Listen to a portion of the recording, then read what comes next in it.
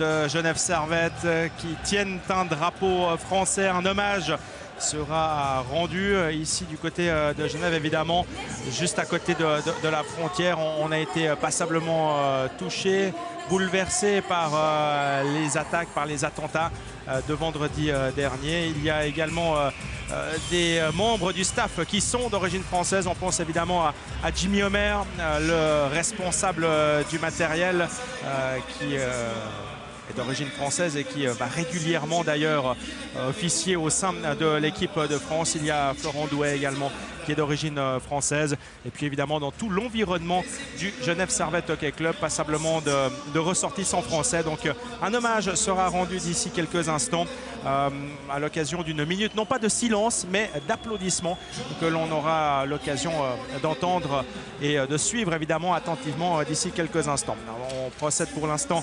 au début officiel des rencontres. Ici au Vernet, il y a toujours une dépose du puck officiel avec la présence de Sherkan également qui est au centre de la glace. Vous avez entendu tout à l'heure Noah Rod, effectivement pas très bavard, pas très loquace, extrêmement concentré déjà. Les Genevois ne veulent pas lâcher le Ross, ne veulent pas interrompre cette belle série. Ils ont envie de continuer à aller de l'avant. Ils sont actuellement 6e au classement, juste devant Cloton avec 2 points d'avance. C'est donc extrêmement important pour les Genevois de devoir justement maintenir cette avance sur la formation de Cloton.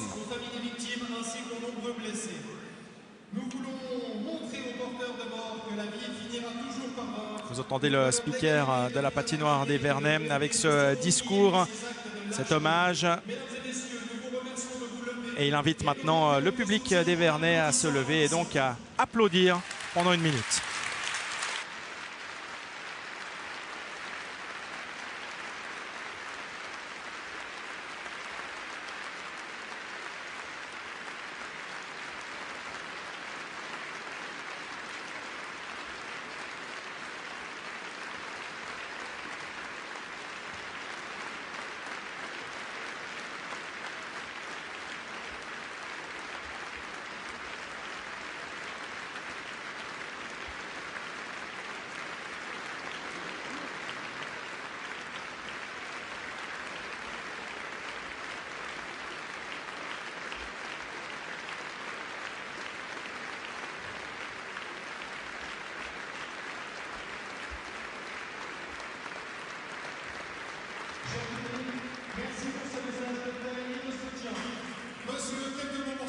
Voilà, ce sont toujours des moments particuliers, des moments vibrants, mais on va maintenant pouvoir se concentrer sur le jeu, sur cette rencontre donc, entre le Genève Servette Hockey Club et les Cloton Flyers. Une confrontation depuis le début de la rencontre. C'était le 9 octobre du côté de la Swiss Arena. Cloton s'était imposé sur le score de 3-1. L'équipe de Sean Simpson avait réussi à renverser la vapeur puisque Jim Slater avait ouvert la marque pour Genève Servette en première période. Et par la suite, Azani, Kazout et Kallenberger avaient permis donc à Cloton de l'emporter sur ce score de 3-1. Et puis lors des 2 dernières visites des aviateurs ici même au Vernet, c'était donc la saison dernière, eh bien, Cloton s'est à chaque fois imposé sur le score de 4-3 et de 4-1. Raison pour laquelle on parlait un peu de bête noire finalement pour Genève Servette, cette équipe de Cloton qui ne leur convient pas forcément. Didier Massy sera au sifflet, assisté de Philippe Clément. Les juges de ligne seront Nicolas Fleury et Marc-Henri Progin. On aura donc l'occasion de suivre tout au long de cette rencontre. Les acteurs sont prêts. Les 12 joueurs qui vont débuter cette rencontre sont sur la glace. Dans les buts, Martin Gerber, l'inamovible Martin Gerber dans la cage de Cloton. Sur les 21 matchs disputés depuis le début de la saison, eh bien, il en a joué toutes les minutes, l'intégralité pour Martin Gerber. Et puis c'est Robert Mayer qui débute dans la cage genevoise. Et Genève Servette qui va donc essayer de poursuivre cette série victorieuse. Je vous le rappelle, 5 matchs sans défaite en championnat, dont 3 au tir au but, faut-il le signaler. Parfois c'est un peu au forceps, ils doivent s'arracher par moment pour arracher une victoire, les Genevois. Mais au final, ils y parviennent. La dernière équipe qui avait réussi à battre Genève Servette, c'était le 20 octobre dernier et c'était Fribourg-Gotteron, ici même Auvernais. C'est parti pour ce match entre le GSHT et les Flyers de Cloton, avec encore une petite subtilité dans l'alignement de Genève Servette. On aura l'occasion de le voir tout à l'heure. C'est Arnaud Jacquemet qui devrait normalement évoluer en défense, en tout cas selon la feuille de match, en raison des nombreuses blessures de défenseurs. Elliot Antonietti est venu s'ajouter à la longue liste. Antonietti touché au haut du corps, qui n'a pas pu s'entraîner ni hier ni aujourd'hui et qui a donc finalement dû renoncer pour la rencontre de ce soir. Donc sur le papier en tout cas, on a une première paire de défense constituée et composée de Johan Franzen et Arnaud Jacquemet. On verra si effectivement cela s'avère être le cas sur la glace.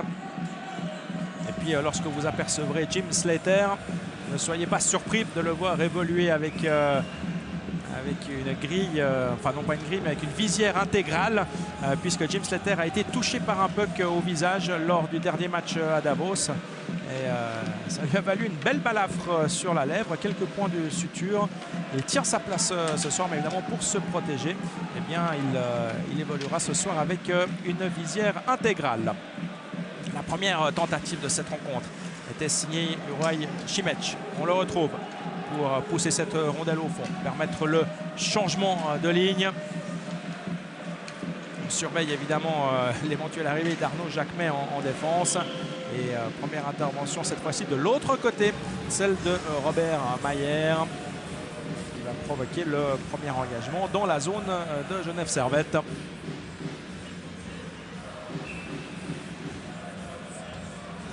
Un retour au jeu du côté genevois, c'est Jeremy Vick qui a été suspendu lors du dernier match, puisqu'il avait copé d'un match de suspension pour une charge à la tête de Shannon. C'était lors du match contre les ZSC Lions jeudi dernier. Un match de suspension qu'il a purgé. Et puis pareil du côté de Cloton, puisque Kolarek avait également été suspendu pour une rencontre suite à là aussi une charge à la tête. C'était contre Martenson. Et du coup, Kolarek a purgé son match samedi contre Berne. Et il est de retour dans l'alignement de Cloton ce soir. Mauvais dégagement, mauvaise sortie de Iglesias. Mais les Genevois peuvent néanmoins se saisir de la rondelle avec un peu qu'à suivre de Ria. Franzen est sur la glace. Pour l'instant, il a Bézina à ses côtés. Bézina qui reste pour le moment sur la glace. En tout cas, Jacquemet, il s'est positionné effectivement du côté des défenseurs sur le banc. Et le voici qui embarque sur la glace pour la première fois. Arnaud Jacquemet doit donc se sacrifier au nom de l'équipe pour effectivement jouer en tant que défenseur aux côtés de Franzen. Vous me direz, jouer aux côtés de Franzen, c'est quand même rassurant à quelque part. Hein. Ça ne devrait pas poser trop de problèmes à Arnaud Jacquemet. Ça demande évidemment toujours un temps d'adaptation lorsque l'on n'a pas forcément l'habitude d'évoluer en défense. Jacquemet va devoir très vite trouver ses marques.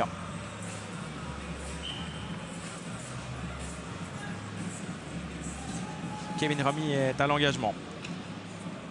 Face à lui, il y a Liniger. Šimec. C'est Schelling qui peut dégager en direction de Mayer. Chuard.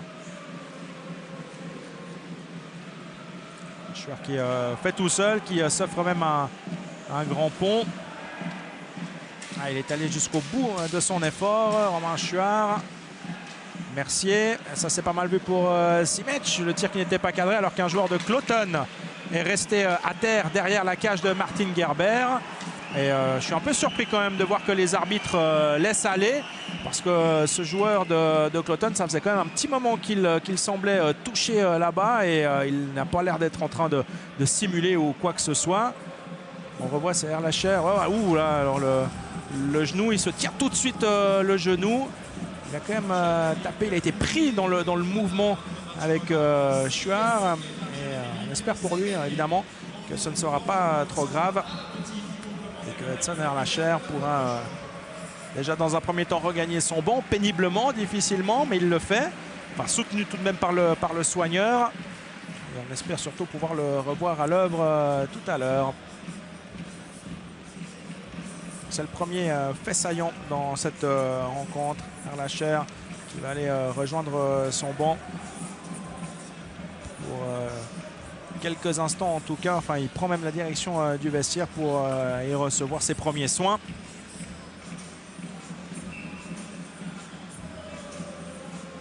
Le contact était somme toute assez violent avec la bande.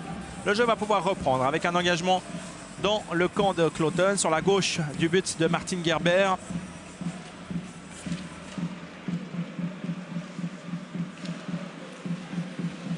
Frick a pu transmettre à Von Gunten. Interception de Kevin Romy. Bien joué de Romy. Bézina. D'Agostini, retour à Romy. Löffel, le top scorer. La particularité de Genève, c'est que ce sont les défenseurs qui, depuis le début de la saison, ont pour habitude de porter le maillot et le casque distinctif de top scorer. C'était Fransson en début de saison. C'est désormais Romain Löffel. Totalise 17 points en 20 rencontres, alors que Matt D'Agostini remonte gentiment avec désormais 14 points, tout comme Fransson et Kevin Romy. D'Agostini, un puck directement dans les patins de Shepard. Gustafsson, puck à suivre de Gustafsson. Mayer écarte le danger. Le puck qui revient sur le Suédois. Il joue maintenant avec Bach. Löffel, alors qu'il y aura une intervention de monsieur Clément, qui a vu une faute d'un joueur genevois. Visiblement, c'est Lombardi qui s'en va effectivement sur le banc des pénalités. Première situation spéciale dans cette rencontre. 2 minutes à Lombardi. Tout cela après 3 minutes 37.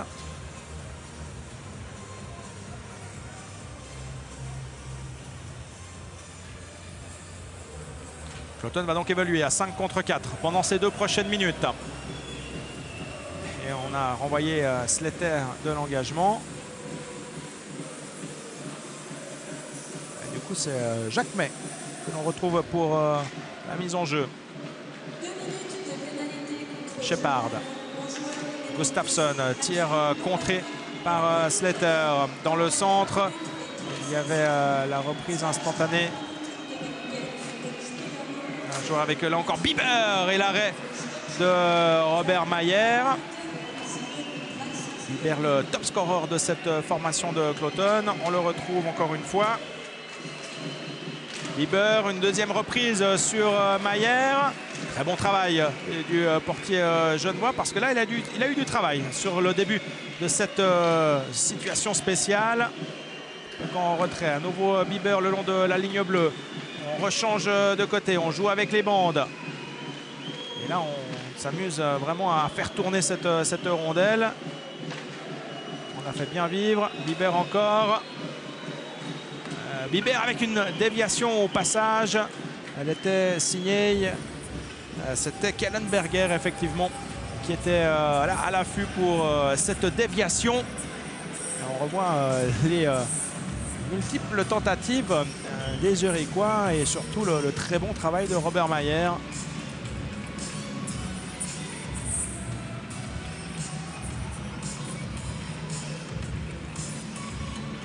L'engagement va se faire en zone neutre.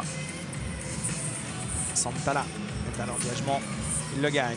Hollenstein change tout de suite de côté.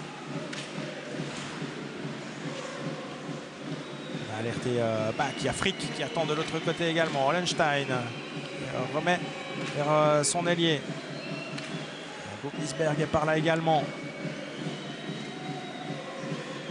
Il essaye de prendre en défaut cette défense genevoise. Von Gunten, le tir de Santala. Et après le rebond, Mayer était attentif. Finalement, le dégagement de Robin. Les Genevois peuvent se libérer provisoirement. Encore 25 secondes à tenir à 4 contre 5. Guggisberg. La montée de Guggisberg qui se débarrasse de Bézina. Ça s'est bien vu au deuxième poteau et le but. L'ouverture du score signée Tommy Santala sur une très très belle passe. Non, il n'y a pas de but. Il y a eu intervention de monsieur Clément pour une présence dans la zone du gardien. Alors ce sera intéressant de voir ça.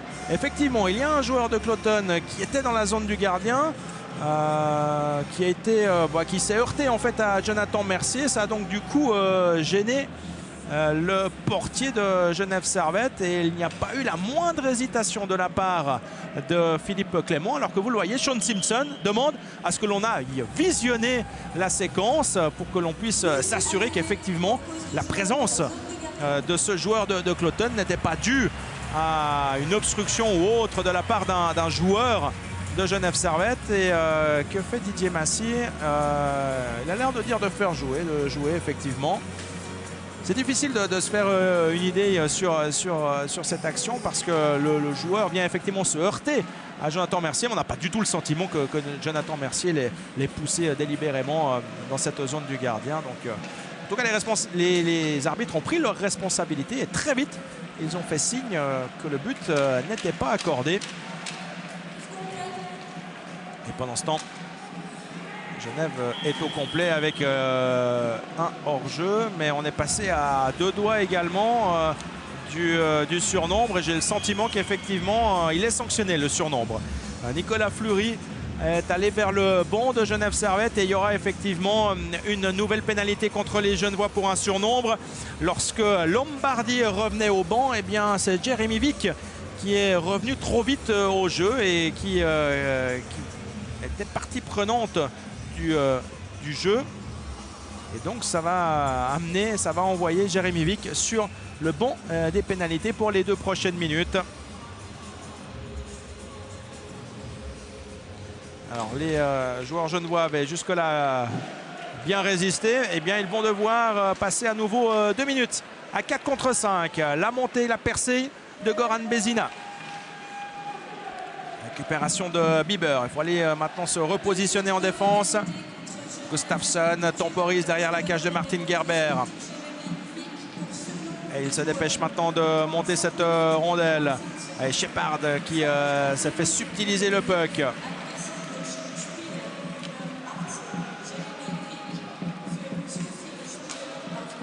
Bieber.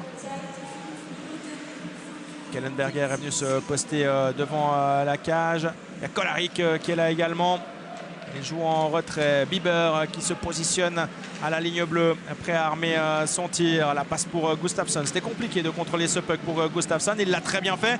La remise au centre. Personne pour reprendre. Gustafsson récupère. Bieber. On cherche la déviation de Shepard. Et les Genevois peuvent sortir cette rondelle. Ils doivent tenir pendant encore presque 1 minute. Von Gunten. On a changé du côté de Cloton avec l'arrivée de Santala. La passe lui était destinée, elle a été interceptée. Dégagement de Bézina un peu manqué. En 2 temps, il parvient néanmoins à sortir cette rondelle.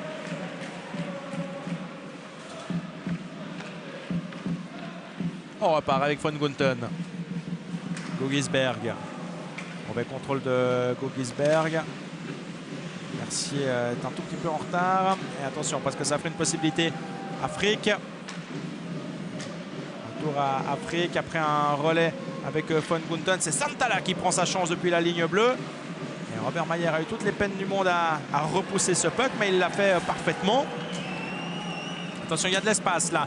Du côté de Cloton, Santala est en appui de Von Gunten. Retour au jeu de Vick. Les 2 équipes sont donc à nouveau au complet.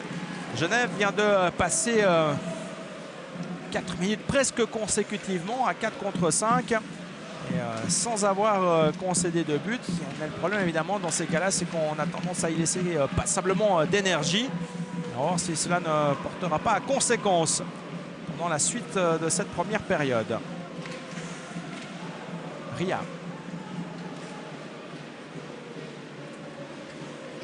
Oh, ce puck dans les patins de Ria, hein, il était déjà monté, il ne l'a pas vu arriver. Lombardi peut sortir cette rondelle. La montée de la ligne avec Ria et Rod qui attend également au 2e poteau. Martin Gerber a repoussé alors que Ria lui a expédié son Cerbère. C'était René Bach dans la cage de Martin Gerber. On va donc procéder à un engagement en zone neutre.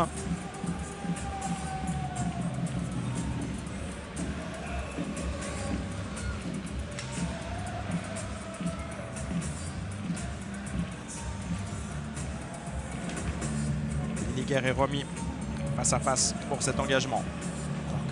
Romy est prié de céder sa place. Ce sera D'Agostini.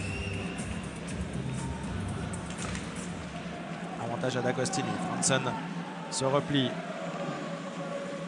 Il a donc toujours à ses côtés Arnaud Jacquemet dans cette paire de défense inédite. Martin Gerber, il laisse intelligemment à côté de lui à Kohlenberg. Kohlenberg qui s'est fait quelques frayeurs là pour dégager ce puck. Jacquemet dans son rôle défensif. Hors jeu différé des joueurs de Zurich. Ça permet à Genève de récupérer la rondelle avec Franson. Un bon puck à destination de D'Agostini. Il a le soutien de Simech. À la ligne bleue, l'appel de Bézina. Le voici Bézina. La passe était un peu forcée. Le contrôle difficile là pour Goran Bézina. Changement de ligne des deux côtés.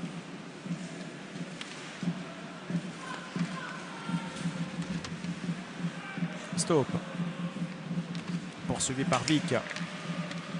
Shepard vient lui prêter main forte. Back avec Kolarek. Biber va essayer de déborder Chouard. Avantage à Biber. Shepard s'est saisi de la rondelle. Il est derrière la cage de Mayer. À l'appel de Gustafsson. Il va peut-être tenter sa chance. Voilà qui est fait. Déviation au passage de Biber. Nouvelle possibilité pour Bach avec Kolarek. Kolarek et ce puck un peu sournois. Pas un tir très puissant, mais une trajectoire compliquée à lire pour Robert Mayer qui l'a vu arriver au dernier moment. Et magnifique extension de Robert Mayer de la jambière. Il peut finalement bloquer la rondelle, mais c'était un arrêt extrêmement difficile là pour Mayer. Il ne l'a pas vu arriver ce puck. C'est vraiment au tout dernier moment qu'il a pu faire son geste et ainsi empêcher le puck de rentrer.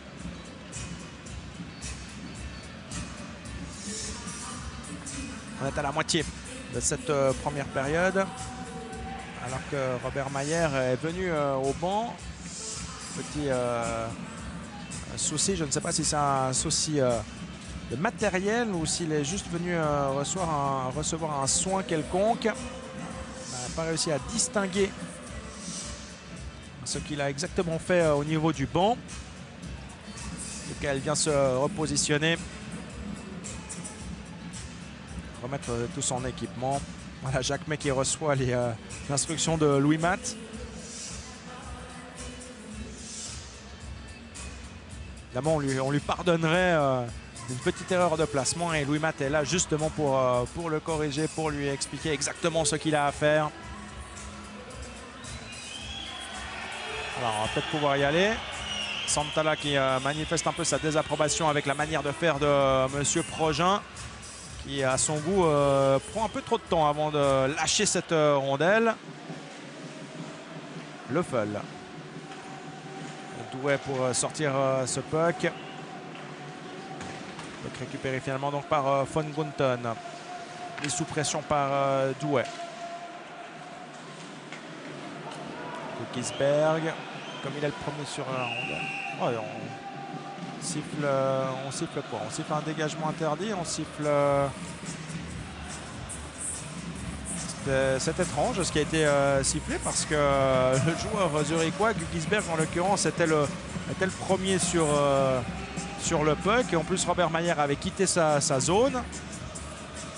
Et la preuve c'est qu'on va effectivement engager en zone neutre. À moins qu'il y ait eu un hors-jeu qui nous a échappé.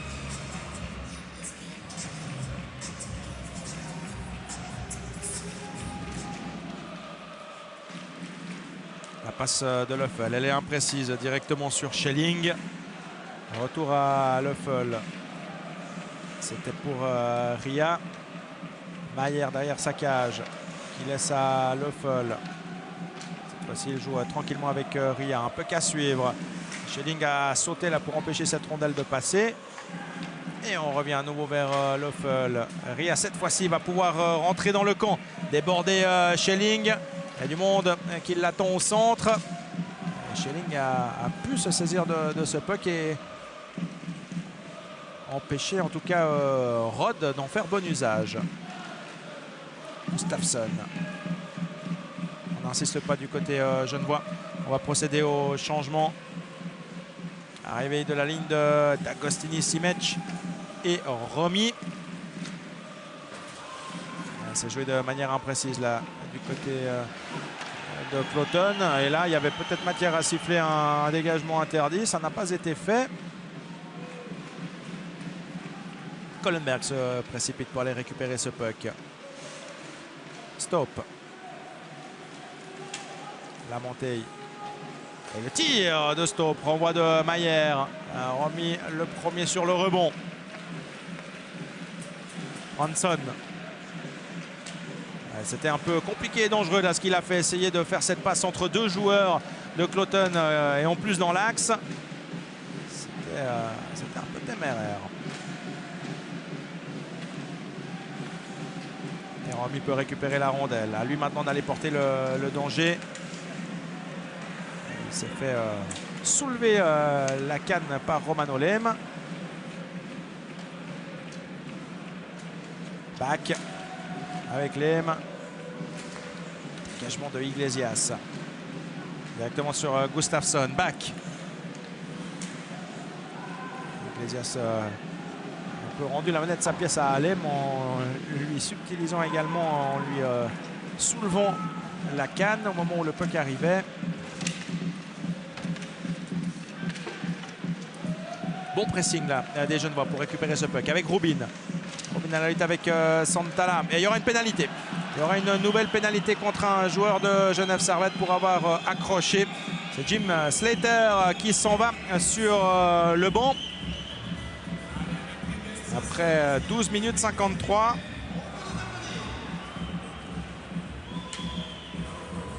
Jim Slater que vous voyez donc en gros plan avec cette visière intégrale pour le protéger.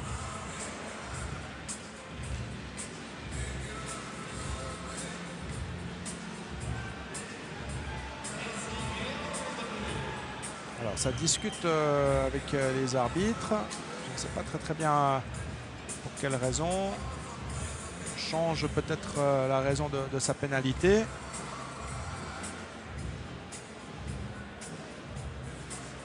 Messieurs Clément et Massy en tout cas sont en grande discussion.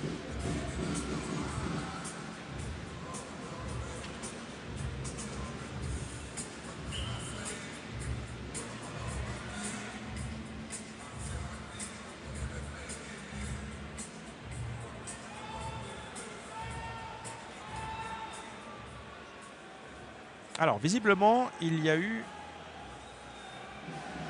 On essaie de comprendre un tout petit peu ce qui se passe. Il y a eu une première faute qui était signalée contre un joueur de Cloton, contre Santala. Et dans la foulée, Jim Slater a commis une faute également. Donc, en fait, il y a une pénalité de chaque côté. Et c'était dans la même action. Et donc on va venir engager du coup dans le camp de Cloton puisque l'arrêt du jeu s'est produit effectivement dans cette zone-là. Alors la faute de Santana, on ne l'a pas vue. On va être assez clair. On a bien vu celle de Jim Slater, mais pas celle de Santana. Et ben, tout cela fait que l'on va évoluer à 4 contre 4 pendant ces 2 prochaines minutes.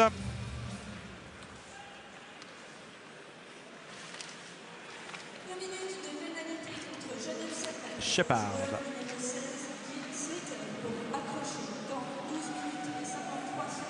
Alors forcément à 4 contre 4, il y a quelques espaces supplémentaires dont il faut savoir profiter.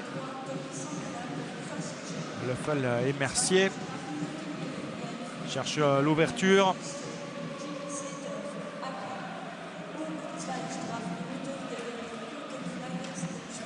Entrée de Lombardi dans le camp, le centre de Lombardi. Martin Gerber s'est interposé une première fois face à Mercier et ensuite face à Vic. C'est passé à côté.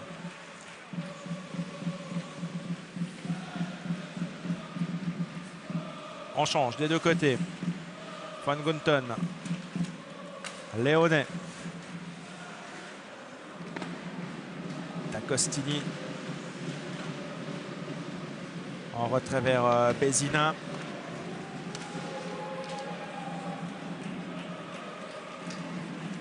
La remontée d'Agostini. L'appel au deuxième poteau de Kevin Romy. Ce sera pour Fransson avec la déviation au passage de Goran Bézina. Il y avait du monde devant Martin Gerber, dont Léonet, pour faire écran. C'était bien tenté là de la part des joueurs genevois.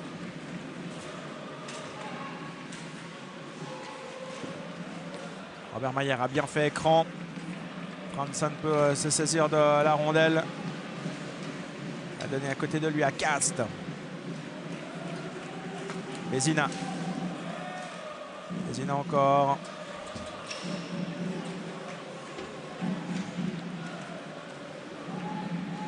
Avec Simic. Simic qui s'est retrouvé à terre. Kuklisberg arrive à s'échapper. Tire par-dessus, les deux équipes sont au complet. Retour au jeu donc des deux joueurs pénalisés, Santana et Slater. Löffel. Dégagement de Simic encore une fois. Kohlenberg n'insiste pas, un peu qu'à suivre. Ça va permettre aux deux équipes de se réorganiser. Löffel. Ce n'était pas cadré. Et comme il a pris sa chance depuis sa propre zone, ça provoque un dégagement interdit. On revoit la possibilité tout à l'heure avec Mercier qui se heurte à Martin Gerber et sur le renvoi, Vic. Mais cette rondelle par-dessus.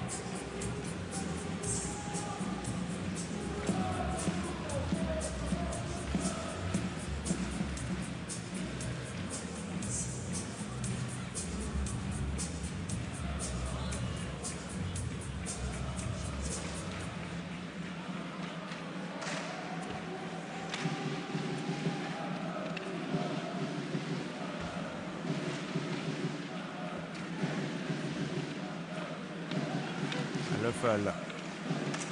Avec ce puck qui revient jusque vers Liniger. Von Gunten, le tir de Von Gunten. Tentative de déviation de Kellenberger. Rod. Lombardi, on fait monter Löffel. On essaie de donner de la vitesse et du rythme. Löffel qui se débarrasse d'un joueur et qui se heurte à Martin Gerber. Et bonne montée de Romain Löffel.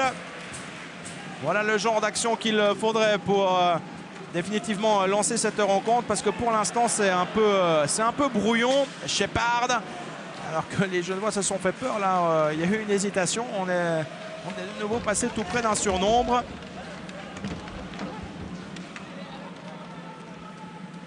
C'est vrai qu'il manque, il manquerait un but déjà pour commencer, histoire de bien lancer la rencontre. Pour l'instant, le match est extrêmement crispé. L'intervention de Vic. Vic essaye de déborder Bach. Il n'y est pas parvenu. Gustafsson a le dessus. La sortie de zone imprécise, puisque c'est Franson qui peut récupérer. Franson poursuivi par Bieber. Franson très malin, qui peut maintenant jouer avec Vic. Il y a un hors-jeu différé. Ça permet à Kohlenberg de ressortir ce puck. On fait monter Obrist. Obrist, le tir, ce n'était pas cadré. Stop est prêt à récupérer à la ligne bleue. Et Obrist a poursuivi son effort. Léonet, il y a Praplan qui est au centre. Le voici Praplan. Praplan en retrait vers Stop. Avec énormément de trafic devant la cage. Robert Mayer. C'était un puck vraiment sur le but. En cherchant cette déviation. Douai. C'est Mercier qui sera le premier sur cette rondelle. Mercier, un dégagement directement sur Stop. Un peu qui est récupéré par les Uriquois. Et très bon travail de Douai pour empêcher la progression en tout cas. À nouveau un changement ballon des deux côtés.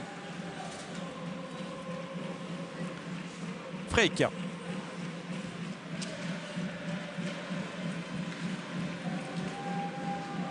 Bézina tranquillement avec Mayer. D'Agostini. Iglesias est monté. Engagement de Martin Gerber, mais c'est directement sur D'Agostini. La possibilité avec Iglesias qui reprend instantanément.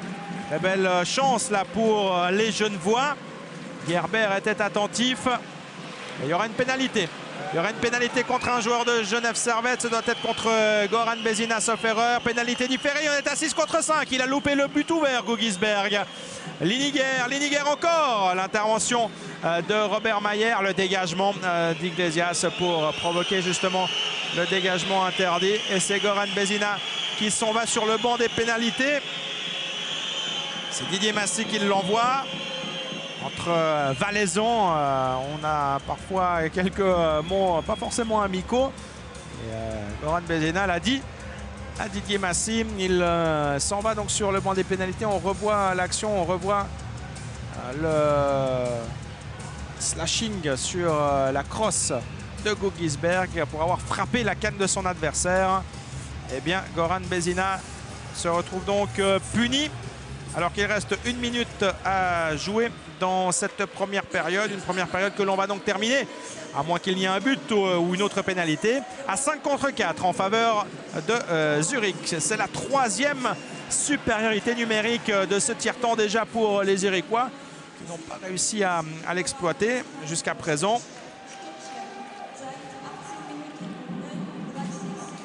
Les Zurichois qui sont dans la moyenne supérieure, on va dire, d'efficacité en power play, avec 22% d'efficacité. Ils ont marqué 16 buts jusqu'à présent, avec 1 ou 2 joueurs de plus sur la glace. Kolaric, Santala, mauvais contrôle de Santala. Ça permet à Iglesias de dégager très tranquillement. Encore 30 secondes à jouer dans le tiers. Von Gunten, Gugisberg. La montée de Gugisberg, mais il s'est fait contrer. Et une fois encore, les Genevois parviennent à sortir cette rondelle. Frick avec Von Gunten. S'ils veulent encore se créer une possibilité, les Zurichois, ils vont devoir se dépêcher. Gugisberg, le changement vers Santala. Et Douai qui va essayer de bloquer la rondelle le long de la bande, l'empêcher de ressortir. Et c'est la sirène ici à la patinoire des Vernets, sur ce score de 0-0. Il manque des buts, il manque un peu d'émotion, un peu d'intensité pour l'instant dans cette rencontre. Elle n'est pas inintéressante à suivre, mais il faudrait que l'on ait un petit quelque chose pour vraiment être émoustillé. Et on va donc se retrouver d'ici quelques instants pour suivre ensemble ce deuxième tiers-temps. Le score donc 0-0 entre Genève Servette et Cloton Flyers. On va pouvoir démarrer donc, attaquer ce deuxième tiers avec un engagement qui a été gagné par les Zurichois. La pression de Jacquemet qui évolue sur ce coup-là en défense, en attaque on va dire, puisque Mercier et Franson sont présents sur la glace, alors qu'il y a Jacquemet et Slater qui sont sur la glace. On donne comme objectif à Arnaud Jacquemet de gagner son engagement.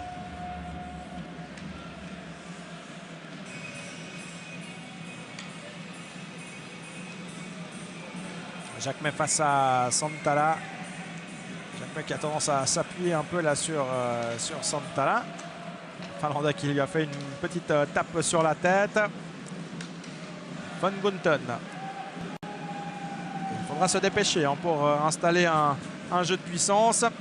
Santala avec Frick qui appelle le puck à la ligne bleue. La mauvaise passe en retrait de Santala, c'était pour Gugisberg. Frick se précipite pour jouer cette rondelle. Alors que la pénalité contre Goran Bezina est maintenant terminée. Les deux équipes sont donc à nouveau à 5 contre 5. Interception d'Agostini. Et Frick a tout de même pu pousser la rondelle. Kolaric avec Bieber. Retour à Kolaric. Shepard est venu se saisir de la rondelle. Kevin Romy n'aura pas le dernier mot. C'est Leffel qui peut finalement dégager. Rubin a laissé filer cette rondelle. Le puck est toujours jouable. Sortie cette fois-ci de Romy. Romy qui se débarrasse d'un premier adversaire et qui sollicite Martin Gerber. Kolaric. Kolaric tout seul. Un tir trop croisé. Shepard. Et Leffel tranquillement pouvoir venir à côté de lui. À Lombardi, retour à Leffel. Merci, un peu qu'à suivre. Il y a Ria qui est à la réception. Il le remet de l'autre côté. Cette fois-ci, le puck est récupéré par Staupe. Avec Obrist, Kellenberger, Kohlenberg. Mercier, c'est pas très académique, pas très bien construit là. C'est un peu du à toi, à moi. Kellenberger, le dégagement. Pas de dégagement interdit. Chuard qui est poursuivi par Praplan. Et Mayer dégage vers Roland Gerber. Lombardi, puck perdu. La tentative de Praplan. Il a complètement manqué son affaire. Il a manqué le puck. Et les Genevois peuvent partir en rupture avec Gerber. Un puck sur son homonyme de Roland Gerber vers Martin Gerber. Et pas de problème pour le gardien des Aviateurs. Il peut bloquer sans aucun souci cette rondelle. Mais on va néanmoins engager dans le camp des Kloten Flyers.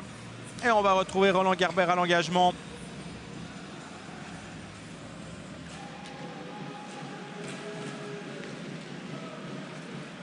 Van Gunten.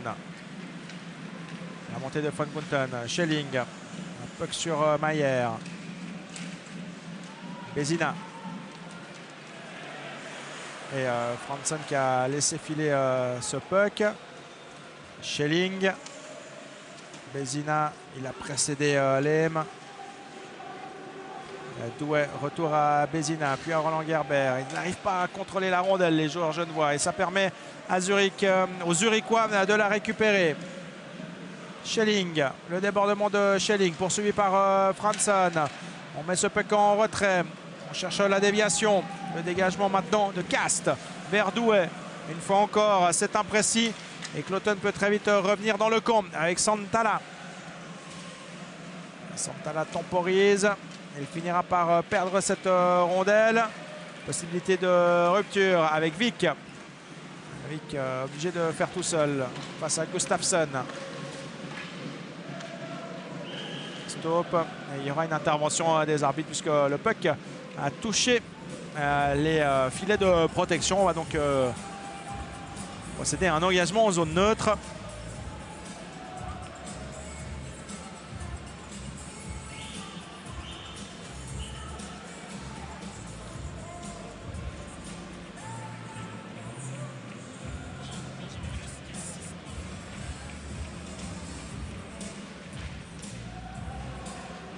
Engagement récupéré par Kloten.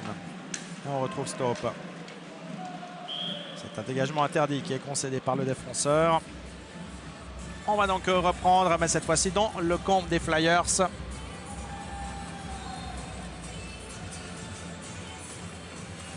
Kloten qui a dominé la première période si l'on se réfère à la statistique des tirs cadrés. 14 tirs cadrés à 5 en faveur de Kloten. Ça fait quand même une sacrée différence. 5 tirs cadrés, c'est évidemment peu, très peu, trop peu pour espérer gagner un match. Il faut que les Genevois tentent plus leur chance et surtout se montrent justement plus dangereux, plus précis lorsqu'ils arrivent à proximité de la cage de Martin Gerber. Mercier, Leffel, Rubin. Petite mésentente entre les deux. Leffel sorti par le centre avec Slater. Rubin. On retrouve Slater face à Frick. Le tir n'était pas cadré. C'est Kolarek qui peut en profiter pour repartir tout de suite de l'autre côté. En retrait, Kolarek, ça s'est bien vu pour... C'était pour non pas Léonet qui est arrivé là. C'est Shepard qui était venu soutenir son compère Kolarek. Frick derrière la cage de Gerber. Sortie hasardeuse là encore de Frick. Robert Mayer loin de sa cage avec Franzen. On prolonge. C'est pas très précis. C'est pas du beau hockey sur glace. Depuis le début de cette deuxième période, il y a beaucoup d'imprécisions. Alors Des imprécisions qui sont certes parfois provoquées par le fort checking de l'adversaire. Mais on a de la peine tant d'un côté comme de l'autre à sortir proprement de sa zone, à aligner 3 passes et à construire une action digne de ce nom.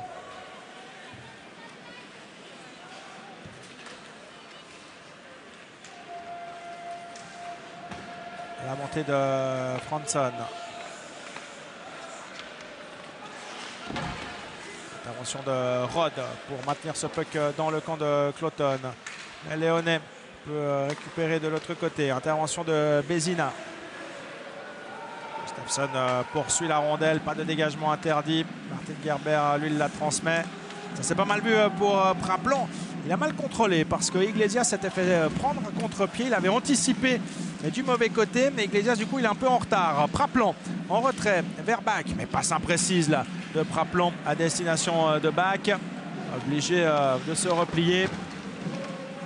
Gustafsson. A monté encore une fois de Praplan. Le tir, ça passe juste à côté. Douai. Iglesias. Bézina. Avec Rod. On a fait monter Cast. Cast peut se saisir de la rondelle. Il la remet dans l'arrondi. Il y a Pedretti qui fait sa première apparition ce soir. Il était aligné en tant que 13e attaquant sur la feuille de match. Première apparition donc de Marco Pedretti ce soir dans la 4e ligne. Pedretti.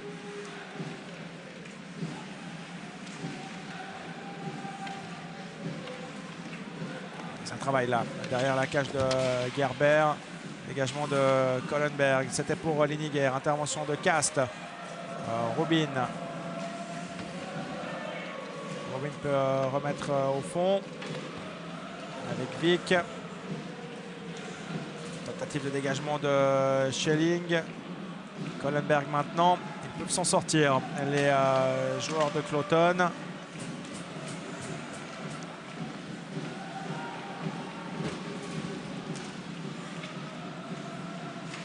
Un nouveau puck à suivre de Franson. De l'autre côté, c'est pour Slater. Dégagement de Kohlenberg.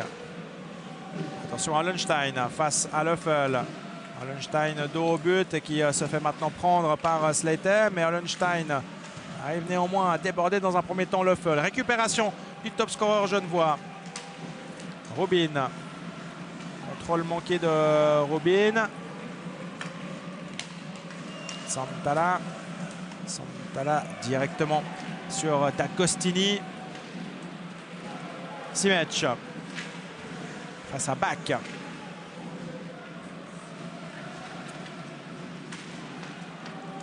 Dégagement pour Gugisberg.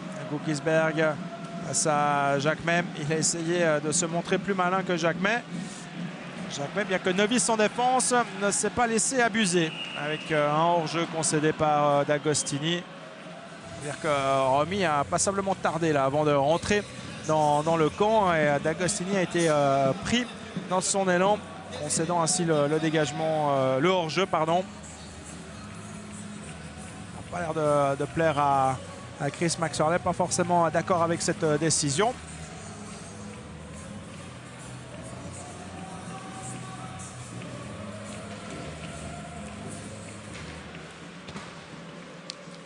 Ria.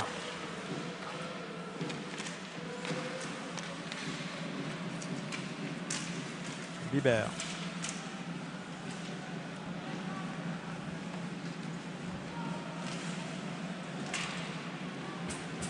Et ce sera Bach qui va récupérer cette rondelle vers Biber. On change tranquillement avec Gustafsson. On essaye de passer par le centre. Rod a coupé la passe. Rod va réussir à faire quelque chose. Le puck derrière la cage de Martin Gerber qui remet tranquillement vers Gustafsson. Il laisse intelligemment à côté de lui. Avec cette montée, cette percée de Kolaric. Franson, un bon changement, une bonne possibilité avec Douai qui vient en appui. Douai avec un peu de vitesse, s'il parvient à tromper Martin Gerber, à À le mystifier, ça aurait été magnifique, mais il n'en est rien. Martin Gerber bloque finalement la rondelle. Et on arrive gentiment à la mi-match et franchement dit, c'est pas un match de très haut vol. Quand même beaucoup d'imprécisions, beaucoup de mauvaises passes, beaucoup de tentatives avortées depuis le début de la rencontre.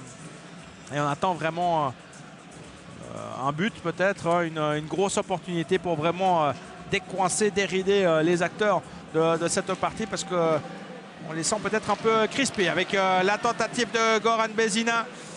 Elle a été repoussée difficilement par Martin Gerber.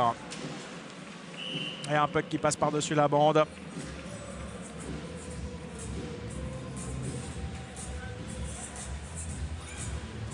On va procéder à un engagement en zone neutre. Goran Bezina donc, qui vient de se créer une très très belle chance. Il a pris ses responsabilités. Il a tenté depuis la ligne bleue sur réception un joli shoot et ça a obligé Martin Gerber à une parade difficile. C'est l'une des trop rares actions à se mettre sous la pupille pour le moment dans cette partie, malheureusement. Löffel. Bezina avec Slater. Un peu qu'à suivre vers Vic.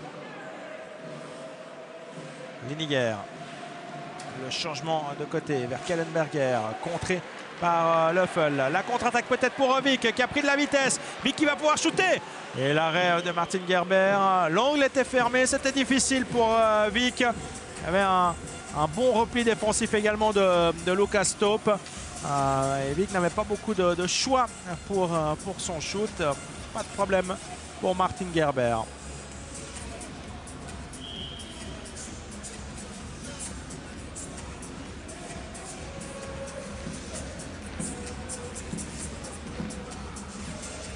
Alors ça discute là au niveau des juges de ligne. Monsieur Fleury qui parle à Tommy Santala.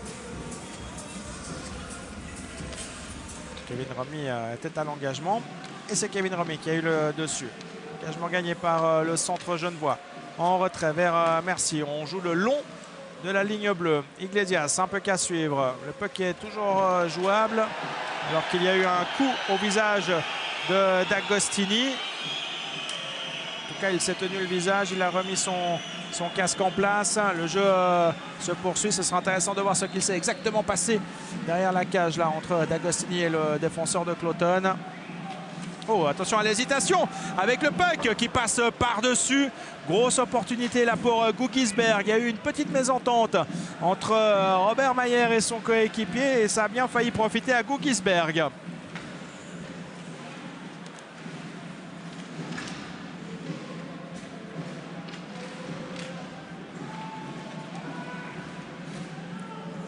Hanson.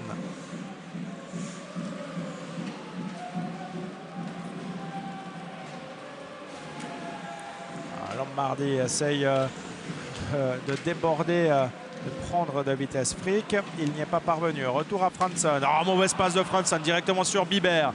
C'est le genre d'action qu'on a trop souvent vu depuis le début de la rencontre et plus particulièrement depuis le début du deuxième tiers. Chuard. Ria a intelligemment laissé à côté de lui pour Lombardi. La longue passe de Lombardi. Rod était un poil trop court pour contrôler la rondelle. Les Flyers peuvent s'en sortir. Léoné un peu qu'à suivre. Mayer a laissé filer. C'est pour Löffel. Directement sur Léoné. Le tir de Léoné. Mais l'intervention du biscuit de Robert Mayer. Franson. Franson au milieu de trois joueurs de Cloton. Douai remet le puck au fond. Kollenberg avec Staup. Se mettent en difficulté tout seul là, les joueurs de Cloton. Ils ont de la peine à sortir. Bezina finira par perdre son duel avec Praplan. Léoné du coup peut entrer dans la zone genevoise. Bon jaillissement, bonne anticipation de Löffel. Mais la passe était imprécise. Directement sur Gustafsson.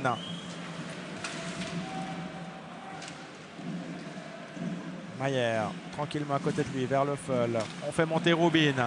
Il a de l'espace, Daniel Rubin. Rubin qui essaye utiliser Gustafsson comme écran pour tromper Martin Gerber. Le dégagement de Gustafsson. Et ce sera un dégagement interdit, la concédé par la défense de Cloton. Alors que Schelling qui avait fait l'effort, on revoit l'hésitation, là tout d'un coup la mésentente entre Iglesias et Mayer. Et Kukisberg, on se demande bien comment il a pu manquer le cadre. Parce qu'il y avait de la place, Mayer était quasiment à terre. Et on voit le duel entre Santala et D'Agostini tout à l'heure.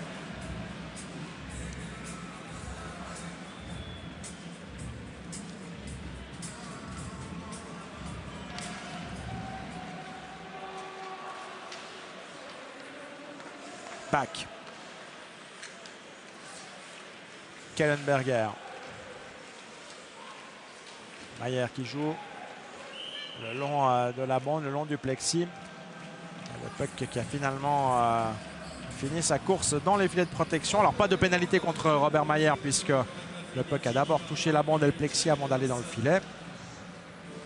Sans quoi évidemment s'il l'avait envoyé directement dans le filet, ça lui aurait valu 2 minutes de pénalité. Vous avez aperçu les deux entraîneurs, Sean Simpson tout d'abord, puis Chris McSorley. Pas de quoi les décrisper pour l'instant ce match.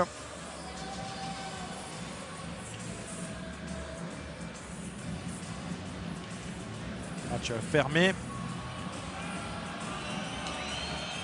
Alors que Jim Slater est renvoyé de l'engagement. Daniel Rubin prend sa place. Engagement gagné par Santala.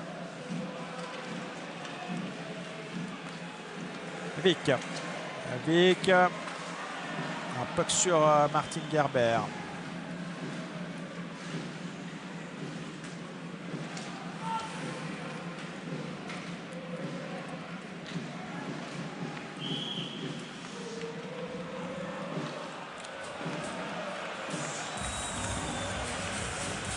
Voilà. Il y aura 2 minutes de pénalité contre Tommy Santala. Première situation spéciale dans cette deuxième période. Si l'on accepte évidemment le début de la deuxième période qui avait vu Goran Vezina terminer de purger sa pénalité. Il a retenu la canne, Tommy Santala.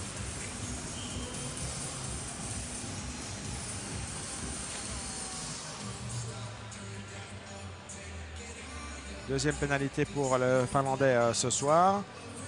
Et c'est la première situation spéciale favorable aux Genevois. On va voir s'ils sont capables de confirmer que leur powerplay est le meilleur de la ligue. En tout cas, statistiquement, c'est le meilleur. 31% de réussite, 23 buts de marqués en supériorité numérique. Le tir de Franson, ça passe juste à côté. Cast peut récupérer. On joue en retrait avec Vic et D'Agostini maintenant. D'Agostini change vers Cast. Franson, il a face à lui Shepard. Cast. Bieber vient faire écran. D'Agostini. Franson. Le tir, la feinte de tir de Franson. Franson qui met à D'Agostini. Au deuxième poteau, on a cherché Kevin Romy. C'était bien vu. Mais il y a eu une intervention de dernière seconde. Alors qu'un joueur genevois, c'est Timothy Cast, s'est retrouvé à terre. Pour se relever, pour aller installer le jeu de puissance. Le voici, Cast, Franson, retour à Cast. Cast, D'Agostini, Franson, D'Agostini, le tir de D'Agostini. L'arrêt de Martin Gerber dans un premier temps, mais le puck est toujours en jeu avec Noah Rod. On joue avec D'Agostini, Franson. Au centre pour Romy. La passe était pour Cast, elle n'est pas arrivée. Cast encore en retrait vers Franson. D'Agostini a hésité à shooter. C'est Franson aussi qui a hésité, qui a finalement feinté. Retour à D'Agostini. On fait bien circuler la rondelle avec Cast. La déviation de Noah Rod juste devant Martin Gerber. Et le gardien des Cloton Flyers qui peut poser sa main sur le puck, provoquant ainsi l'interruption du jeu. Mais on revoit la possibilité de tout à l'heure et l'intervention in extremis de Mathias Bieber qui a pu ainsi dégager son camp. C'était fort bien construit là de la part des joueurs genevois. Alors on a changé du côté de Genève. Il y a Rubin, il y a Lombardi, il y a Vezina, il y a Löffel et puis il y a Ria qui ont pris place sur la glace pour les 20 dernières secondes qu'il reste à purger à Tommy Santala. Robert Mayer se dépêche de jouer vers Bézina. Bézina, Rubin. Rubin, le débordement. Il a Von Gunten sur le dos. Bézina qui n'est pas bien positionné. Il est dos au but. Il était un peu mal pris là pour jouer ce puck. Et Von Gunten peut récupérer. Tommy Santala de retour au jeu. On joue directement sur lui. Il a été quelque peu gêné par le juge de ligne. On ne peut pas lui le reprocher au juge de ligne. Il faisait son travail en étant positionné là. Ça aurait pu permettre à Santala là, de partir affronter Mayer. Gustafsson. Gustafsson, il joue avec la bande. Il cherche à perturber, à mettre hors jeu Robert Mayer.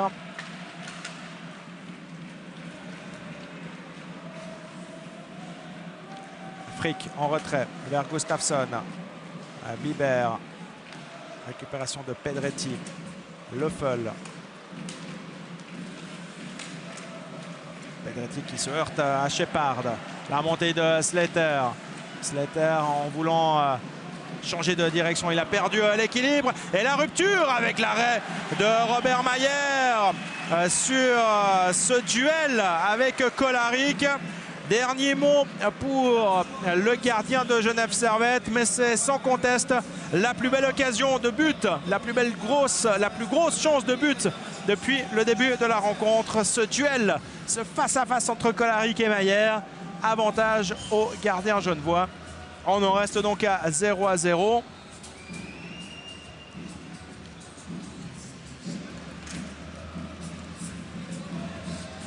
Dégagement de Mayer. Le puck est toujours en jeu avec D'Agostini. Essaye de déborder back.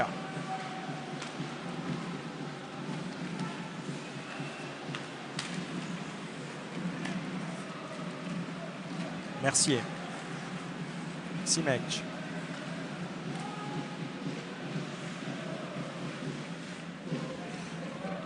D'Agostini. Un puck sur le but. Qui traîne d'ailleurs toujours devant la zone du gardien, qui est maintenu dans le camp de Cloton. Ils vont changer les joueurs genevois. Ils vont pouvoir continuer à mettre ainsi la pression là, sur cette défense de Cloton. Le débordement de Praplan. Praplan, centre-tir qui était dévié dès le départ par Mercier. On remet le puck sur Mayer. Ria avec Chuard. Lombardi.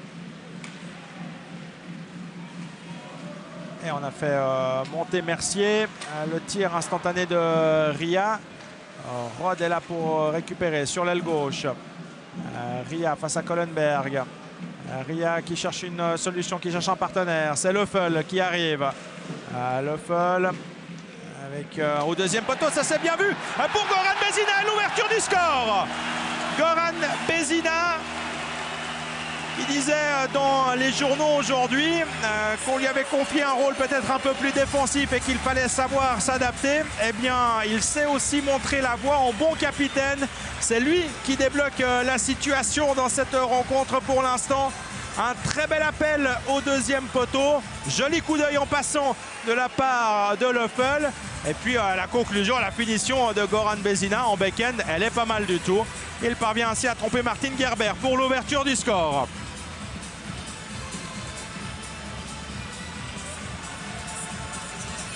Eh bien, il aura fallu attendre 38 minutes et 29 secondes avant de voir enfin la lumière rouge s'allumer par le biais donc de cet homme-là, Goran Bézina, toujours là quand il faut. C'est son deuxième but cette saison, mais il compte, il est extrêmement important. Et il va permettre, qui sait peut-être justement, de mettre ainsi la formation genevoise sur des bons rails, sur les rails de la victoire. Mais attention à Von Gunten qui vient se présenter face à Mayer. Très bon travail du gardien genevois, Frick.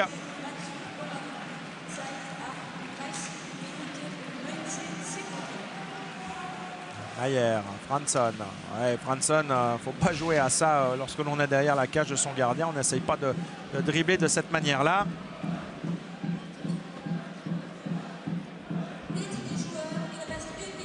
On entre dans la dernière minute de cette deuxième période. Fransson.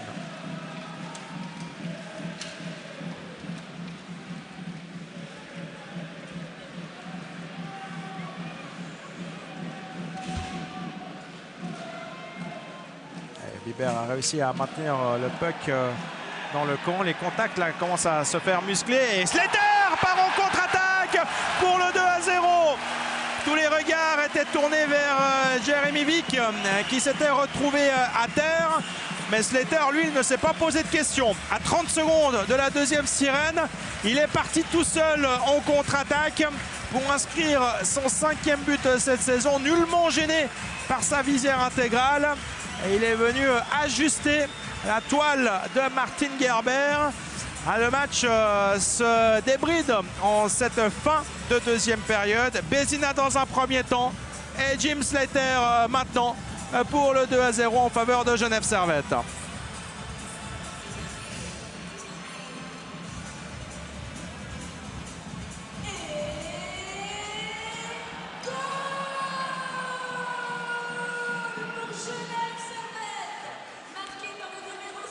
Ah, c'est sûr que ça va donner un moral d'enfer aux Genevois avant d'attaquer la troisième période tout à l'heure. Et on va dire que de l'autre côté, justement, c'est quand même un gros coup sur la tête qui vient d'être reçu par les joueurs de Cloton. Coup sur coup de réussite en cette fin de tiers. Et c'est la fin, justement, de cette deuxième période 2-0. Le public des Vernets a de quoi être satisfait. Goran Bézina dans un premier temps, 38-29 pour l'ouverture du score. Et puis Jim Slater qui par la suite arrive à inscrire ce 2-0. 2-0 donc en faveur de Genève Servette, alors que l'on revoit la possibilité tout à l'heure. C'était Von Gunten qui s'était heurté à Robert Mayer. Eh bien, ils sont capables, ils sont parfaitement capables de conserver cet avantage, les joueurs genevois. Eh bien, c'est ce que l'on verra donc tout à l'heure au cours de la troisième période que je vous propose de suivre en notre compagnie d'ici un petit quart d'heure. À tout à l'heure. Sean Simpson, le regard un peu noir, un peu fermé, qui a certainement dû remonter quelque peu les bretelles de ces joueurs qui ont lâché, là, qui ont cédé en fin de deuxième période, alors que jusqu'à présent, jusqu'à ce moment-là, le match était vraiment très fermé. Mais ces deux buts ont permis vraiment de débloquer la situation, et en tout cas on espère qu'il y aura encore de l'animation au cours de ce troisième tiers-temps. La montée de Rubin.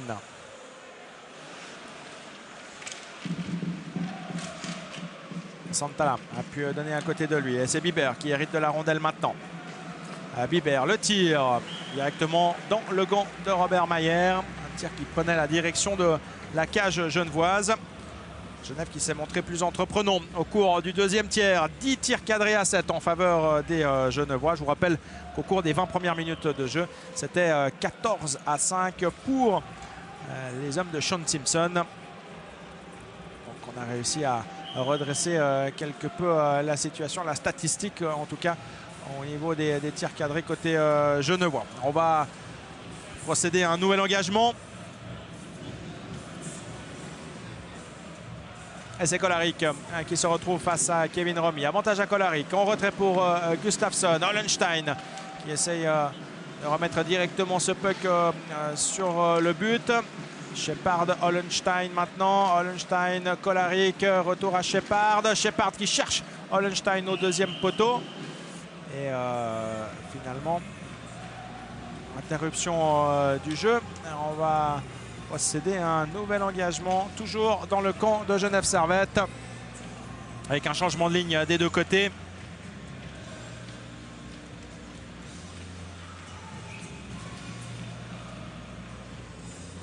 C'est Kellenberger qui est à l'engagement. C'est lui, il y avait Lombardi. Avantage aux Cloton Flyers qui mettent vraiment d'entrée de jeu la pression sur la cage de Robert Mayer. Mais le contre, il est pour Genève Servette avec Rod. Le centre sur directement Martin Gerber. Sur le rebond, c'est Lombardi qui a bien failli tromper Martin Gerber. Le puck est passé à quelques centimètres sur la gauche des buts de Martin Gerber.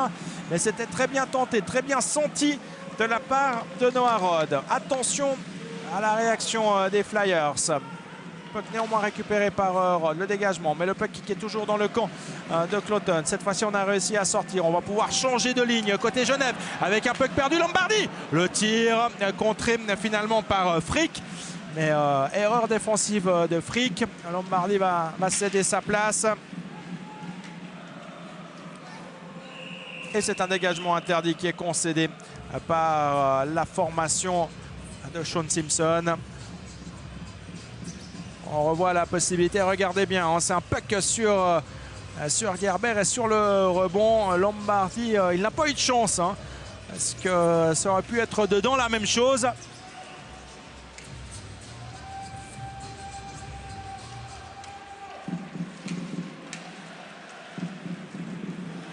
Bonne sortie de Praplan. Praplan qui se heurte toutefois à Jonathan Mercier. Agostini lui est monté sur Von Gunten. Il a perdu le contrôle de la rondelle. Bieber avec Praplan. Praplan derrière la cage de Mayer qui essaye de redonner à son top scorer. Von Gunten. Un peu excentré en back-end. Le centre pour Bieber qui était oublié. La défense genevoise qui a oublié de marquer le top scorer. Et Frick qui joue vers Bieber. Est avec Iglesias. Rubin tranquillement devant lui. C'est pour Vic. Elle est avec Bach. Bieber. Retour à Rubin. Slater. Un peu qu'en avant vers Vic. Au deuxième peloton, on va retrouver Iglesias. Ah, la passe en retrait de Iglesias, elle est complètement manquée. Alors, pas de pénalité. Pourtant, là, il y a limite une obstruction de... C'était Goran Bezina sur Shepard. Le jeu se poursuit avec Rubin. Vic qui sort du camp pour permettre le changement des deux côtés. En tout cas, du côté genevois, ça c'est sûr. Franson. On fait monter Douai. Douai a laissé filer la rondelle. Le tir de Cast. Renvoi de Martin Gerber. Et ce sera... Non, il n'y aura pas de dégagement interdit puisque Hollenstein s'est montré extrêmement rapide. Il est venu faire jouer Franson. Vic. Douai. Avec Jacquemet qui est à nouveau aligné en attaque. Hein.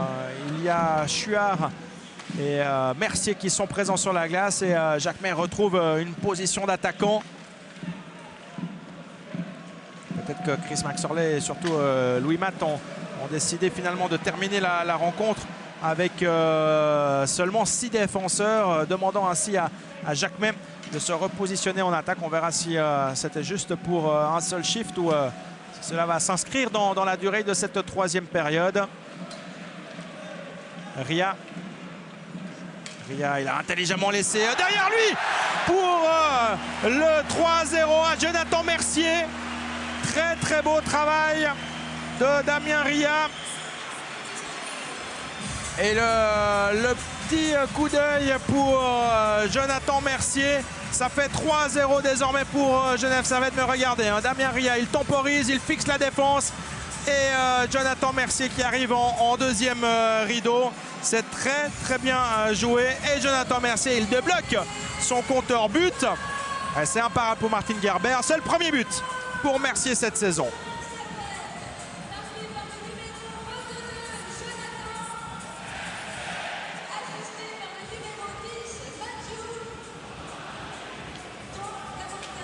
Ouais, on donne l'assist à Lombardi, mais on a tous effectivement bel et bien vu que c'était Ria qui avait fait cette très très belle passe. 3-0 pour Genève Servette. Ça se présente plutôt pas mal là pour les Grenats. Maillère qui sort très loin de son but. Un peu surpris par le rebond. La transversale de Mercier, alors que Maillère n'était pas dans sa cage. C'était sacrément risqué. Ça montre peut-être aussi à quel point les joueurs genevois sont en confiance. Mais attention à ne pas non plus tout d'un coup sombrer dans l'excès de confiance, dans l'euphorie. Et il ne faut pas laisser Cloton revenir dans la partie. Parce que si les joueurs genevois verrouillent simplement la rencontre, ils passeront une fin de troisième tiers plutôt tranquille. S'ils commencent à prendre des risques inconsidérés et à tenter des choses un peu improbables, eh bien, ils s'exposent à un retour de Cloton. Santala. Santala qui essaye de se débarrasser et de Vic et de Didier Massy qui était également sur son chemin.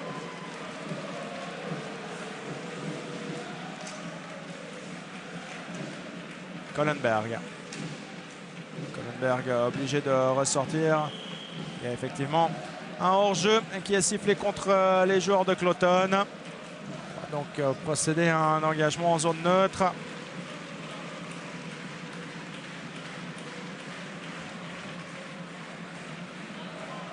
Évidemment qu'à 3-0, c'est bien parti. Mais n'allez pas dire à Chris Maxorley que c'est gagné. Il reste encore 14 minutes à jouer dans cette troisième période. Et on va évidemment éviter de se satisfaire et de crier victoire trop tôt du côté genevois. Kolarek. Kolarek encore. Il a cherché Shepard, mais c'est Von Gunten qui arrive au deuxième poteau. Shepard qui a très bien joué le coup en mettant cette rondelle sur Maillère. Et c'était vraiment du bout de la botte que Robert Maillère a pu écarter le danger. Hollenstein, arrivée de Kolarek. Kolarek avec de la vitesse. Il peut transmettre à Shepard. On centre pour Hollenstein, mais c'est Gustafsson. Non, c'était Frick. Hésité à shooter. Hollenstein, il y en a un qui s'est couché. C'est Jacquemet. Il s'est vaillamment couché devant Hollenstein pour bloquer ce tir. Lombardi. La montée de Ria. Il laisse en retrait pour Lombardi comme tout à l'heure. Les filets ont tremblé, mais c'était le filet extérieur. La même occasion que tout à l'heure. Le même schéma avec un Ria qui fixe la défense et qui glisse la rondelle en retrait. Tout à l'heure, c'était Mercier, ça avait fonctionné. À l'instant, c'était Lombardi et ça a failli fonctionner. Le tir n'était juste pas assez cadré.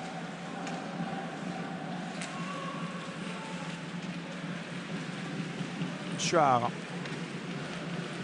avec Rod. Ria n'insiste pas, il va céder sa place. Puck qui revient jusque vers Maillère. Avec Franson maintenant.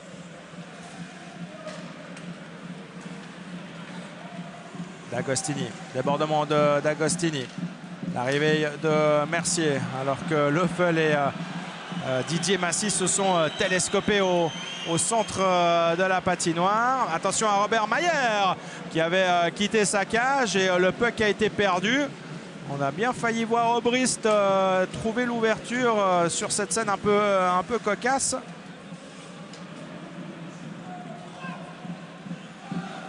Stop. Kohlenberg. Kohlenberg en retrait. C'était un peu hasardeux pour Santala. C'est Stop qui peut récupérer le puck. Biber, il est bloqué par Iglesias. Santala a laissé à côté de lui à Stop. Un peu qu'à suivre. On envoie Praplan au charbon. Mais c'est Iglesias qui est le premier sur cette rondelle. Récupération de Von Gunten. Bézina laisse tranquillement à côté de lui à Slater. C'est Slater qui se charge de dégager ce puck. Pas de dégagement interdit. Von Gunten avec Santala. Bieber a touché. Le jeu se poursuit.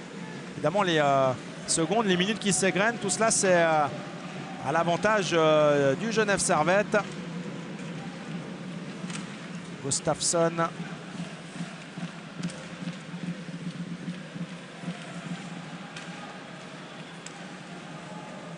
montée de René Bach. Il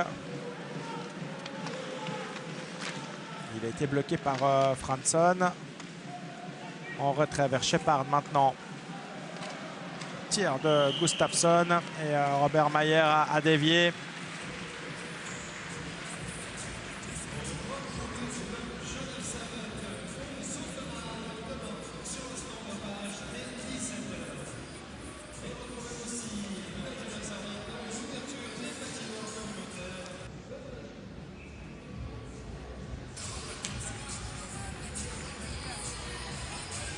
Et on retrouve Kellenberger à l'engagement.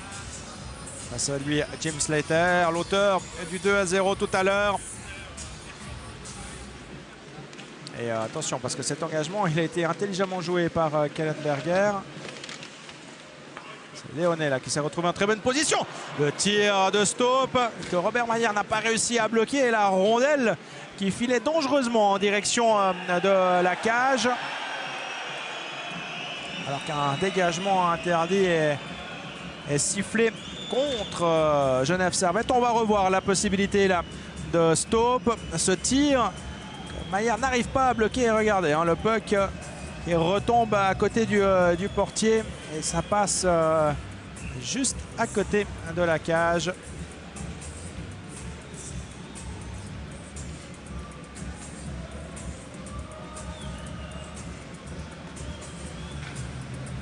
Bibert, reprise instantanée. Et Robert Mayer a pu écarter. C'était une situation difficile là pour Mayer. Mais attention à ce puck mal dégagé par les Genevois. Santala, il n'arrive pas finalement à transmettre et ça permet à Vic de partir en contre-attaque. Vic avec Rubin à ses côtés. Dégagement très rapide des Zurichois qui joue de manière beaucoup plus verticale, beaucoup plus rapide. Avec Bibert, tire dans les patins de Franson. Le puck a été sorti et on va donc à nouveau engager dans le camp de Genève Servette. Alors qu'il reste un peu plus de 10 minutes à jouer dans cette troisième période. Cet avantage de 3 buts pour les Genevois. Des buts de Bézina Slater en fin de deuxième période. Et un but de Jonathan Mercier tout à l'heure en début de troisième période. Tout cela sous les yeux de 5855 spectateurs présents ce soir à la patinoire des Vernets. On n'a pas fait le plein pour cette rencontre et pourtant avec des Genevois qui sont dans une spirale plus que positive, hein. Je vous rappelle 5 victoires consécutives en championnat. Il y a certes eu un petit couac en Coupe de Suisse, une défaite à Bienne, mais si l'on prend les matchs de championnat uniquement, on est à 5 victoires consécutives, peut-être 6 ce soir. On en prend en tout cas le chemin. Attention à la rupture de Shepard. Shepard face à Mayer. Très solide, Robert Mayer. Il n'a pas bougé, il a bien fermé son premier poteau. Et il a empêché Shepard de trouver l'ouverture.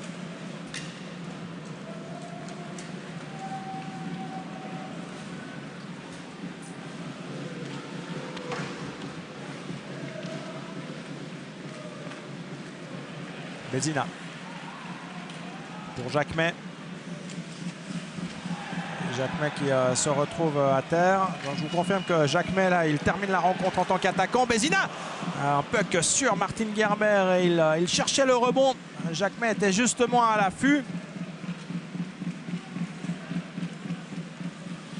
Staupe avec Kohlenberg. Passe imprécise de Kohlenberg. La montée d'Iglesias. Iglesias qui joue en retrait vers D'Agostini. Directement sur Martin Gerber. Et bon repli de Frédéric Iglesias qui joue directement vers Goran Bézina. Retour à Iglesias. Le puck à suivre de Kevin Romy. Gerber derrière sa cage. 6 matchs pour empêcher ce puck de sortir. Obrist. La montée de Patrick Obrist est dans un angle fermé. Mayer était vigilant. 6 matchs encore pour le dégagement directement sur une crosse zurichoise. C'est Liniger qui peut récupérer. Le temps presse là maintenant pour les joueurs des Cloton Flyers.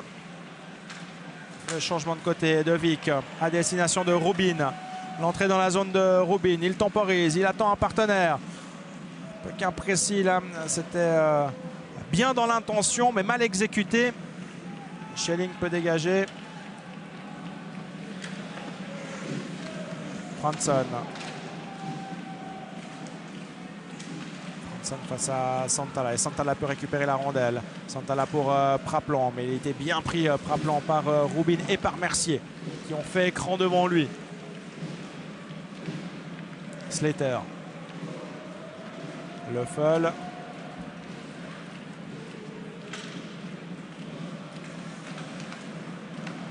Praplan. Gustafsson. Et puis Bach dans les patins de Bibert.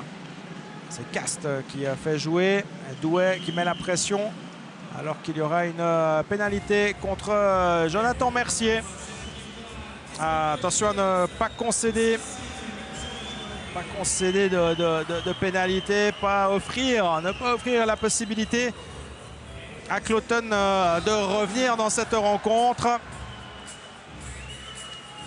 53 minutes et 8 secondes. Cette pénalité contre Jonathan Mercier.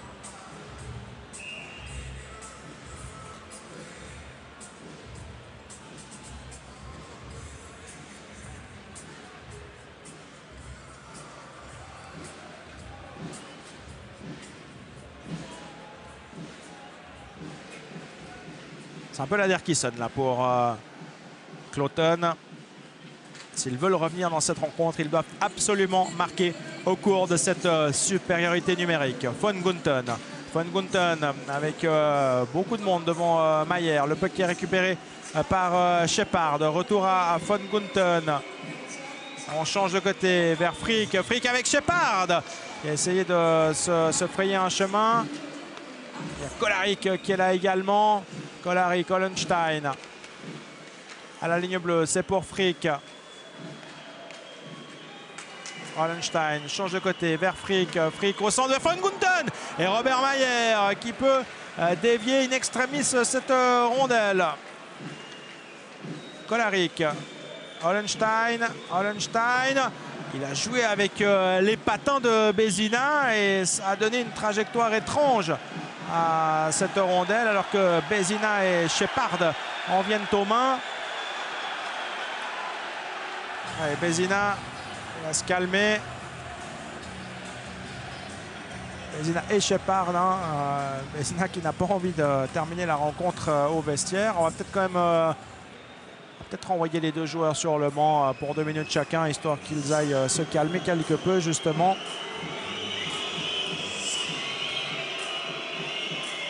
Alors Shepard, ça c'est sûr, il va sur le banc. Et je suppose que Goran Bézina s'y rendra également. Alors ça discute. La logique voudrait qu'on donne 2 minutes à chacun, éventuellement 2+2. Mais on devrait avoir une même pénalité de part et d'autre.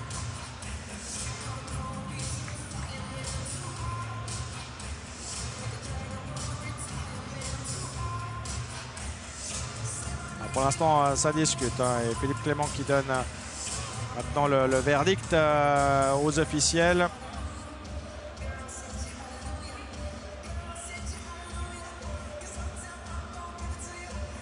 Voilà, 2 minutes pour chacun. La pénalité ne s'affiche pas. On va continuer logiquement à jouer à 5 contre 4 pendant encore 1 minute et 10 secondes en faveur de Cloton.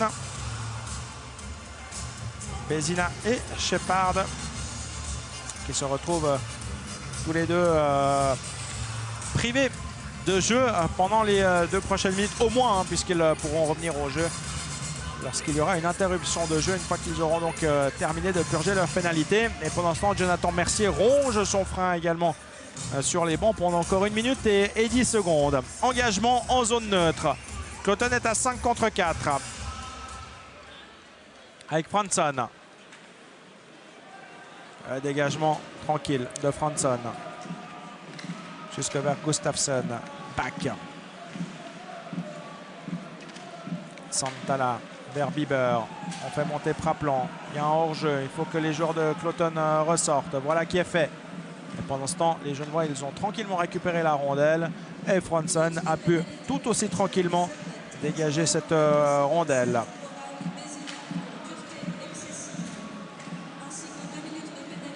Dégagement de Fransson. Attention, c'était dans l'axe. C'est Gustafsson qui peut en profiter. Le but de Gustafsson Un peu trop facile, un peu trop confiant peut-être du côté de Genève Servette et Gustafsson en profite pour marquer cette réussite. Le but de l'espoir là pour les Cloton Flyers qui reviennent à de longueur alors qu'il reste 5 minutes et 23 secondes à jouer. But marqué à 5 contre 4. Une déviation au passage là sur le tir de Gustafsson et Robert Mayer fâché. Mais il ne peut pas faire grand-chose sur ce but. Il est pris. Et du coup, ça fait 3-1 pour Genève Servette. Plus que 3-1 pour Genève Servette.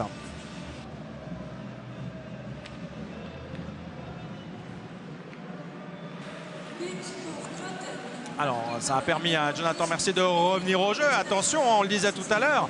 À 3-0, ne pas croire que le match est plié. Attention à l'excès de confiance. Et là, on voit bien que les hommes de Sean Simpson, ils sont survoltés. Ils vont tout donner au cours de ces prochaines minutes. Le puck qui échappe à Gustafsson.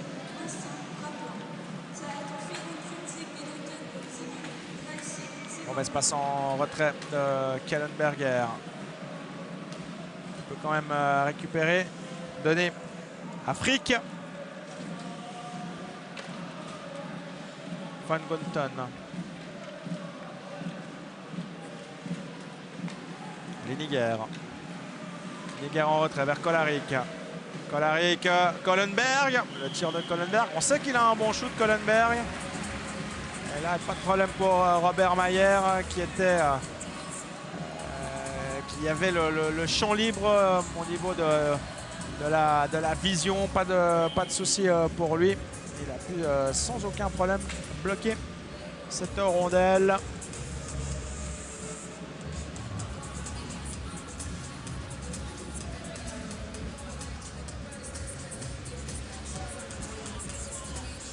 Engagement entre Liniger et Slater, âprement disputé avant même que M. Fleury ne pose la rondelle.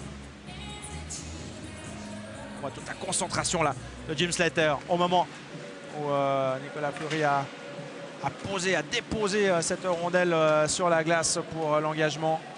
Gerber. Hollenstein. Poursuivi par Robin. Hollenstein qui fait tout seul. Directement dans la mitaine de Robert Mayer qui s'est retrouvé un peu pris au piège là. À ne pas vouloir relancer, à vouloir bloquer la rondelle, mais il était derrière la ligne et ça aurait pu tout d'un coup le mettre en situation délicate. Sean Simpson en train d'élaborer le plan de fin de match. Il a encore la possibilité de prendre son temps mort tout à l'heure.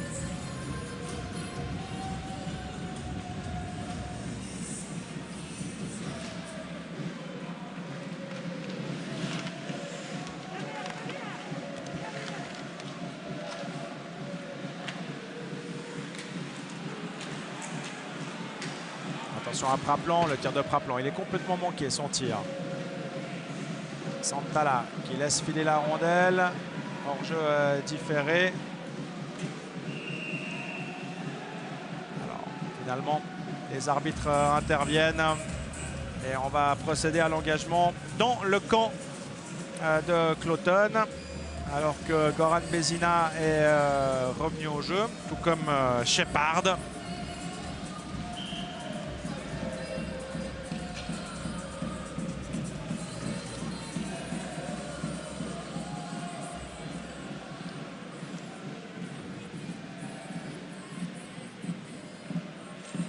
L'engagement est gagné par Romy Leffel. On ne sait pas trop bien ce qu'il a voulu faire. S'il a voulu faire une passe forte le long de la bande ou shooter. En tout cas, il a manqué son affaire. Mercier. Le puck qui revient jusque vers Romy. Romy derrière le but. C'est Van Gunten qui sera le premier sur la rondelle. Mais il est bloqué par Chimek.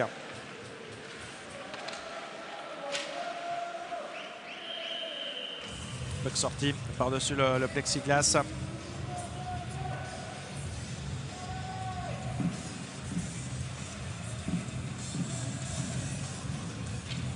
Fin de match qui s'annonce quand même assez haché, assez tendu.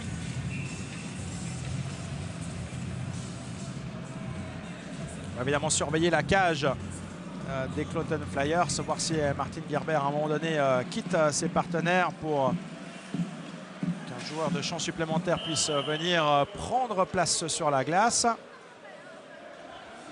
Il reste 3 minutes et 4 secondes très exactement à jouer dans cette rencontre.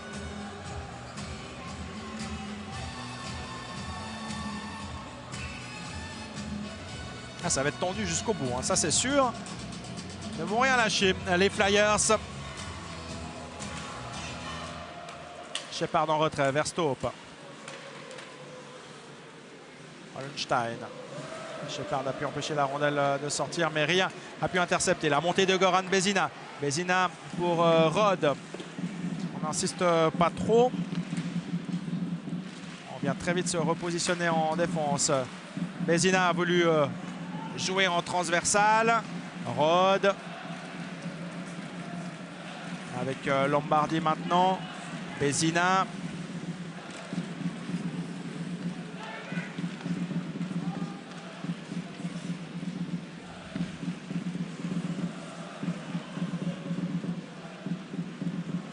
Gustafsson. Attention à la montée de Biber.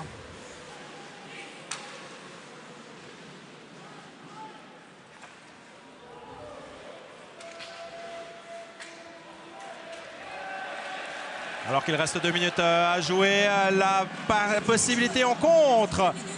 C'était une possibilité de tuer le match là pour Genève Servette, qui mène donc 3-1, qui menait 3-0 tout à l'heure et qui s'est un peu endormi sur ses lauriers, qui a permis à Cloton de revenir dans la partie. Attention, car Martin Gerber a maintenant quitté ses partenaires. On est à 6 joueurs de champ côté Cloton, 5 du côté de Genève Servette. C'est le tout pour le tout évidemment qui est tenté par Sean Sitton. Hollenstein qui est seul face à Mayer. La possibilité pour Bach, mais qui n'a pas trouvé la faille. Mais ce n'est pas terminé. Rappelons, attention à ne pas oublier qu'il y a justement un joueur de plus sur la glace. Là, on a complètement délaissé Hollenstein dans la zone du gardien. Mais Robert Mayer vigilant sur cet envoi de Von Gunten. Vezina qui avait ouvert la marque tout à l'heure. Vezina, Slater et Mercier sont les buteurs du Genève Servette pour cette rencontre, alors que tout à l'heure c'est Gustafsson qui a trouvé la faille et la possibilité maintenant pour D'Agostini de... Non, il a manqué le but. D'Agostini un peu trop facile, un peu nonchalant, qui avait tout pour tuer cette rencontre à 50 secondes de la sirène. Eh bien, ça laisse encore un mince espoir aux Flyers avec Gogisberg. Attention, le rebond facétieux a failli surprendre Mayer. Un puck qui file encore dans le camp de Cloton. Gustafsson le premier. Il est pressé par Ria. Il peut jouer très vite. Et le puck est sorti par-dessus les limites du terrain. Il reste 21 secondes à jouer. Et on va procéder à un engagement en zone neutre. Du coup, Martin Gerber vient se repositionner devant sa cage. Là, il faudrait vraiment un séisme pour que Genève Servette n'empoche pas la totalité de l'enjeu ce soir. Ça ferait une 6e victoire consécutive pour les hommes de Chris McSorley, qui sont actuellement vraiment dans une très bonne passe. Rod pour faire jouer Gustafsson et qui essaye de perdre simplement du temps dans l'arrondi. Les secondes s'égrènent, vous le voyez. La sirène va bientôt retentir ici à la patinoire des Vernets. C'est fait pour Genève Servette qui s'impose au terme d'un match compliqué qui était très fermé jusqu'à ce que Goran Vezina ne trouve l'ouverture. Et Genève Servette finit donc par s'imposer sur ce score de 3-1 face aux Cloton Flyers.